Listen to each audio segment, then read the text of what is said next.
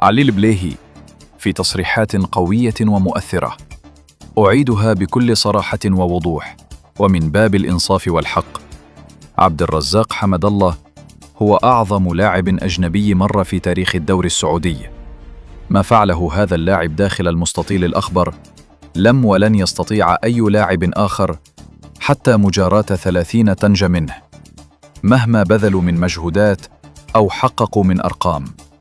أما عن ياسين بونو فلا جدال عندي في كونه أفضل حارس مرمى في العالم حالياً بدون منازع، حارس يمتلك روحاً قتالية عظيمة وشخصية قيادية وأداء يليق بالكبار. بكل فخر أقولها: اللاعبون المغاربة تركوا بصمة لا تنسى في ملاعبنا، وأمتعونا بحضورهم، بروحهم العالية وأدائهم المبهر. كل التحية لكل من ساهم في رفع مستوى دورينا وأسعد جماهيرنا.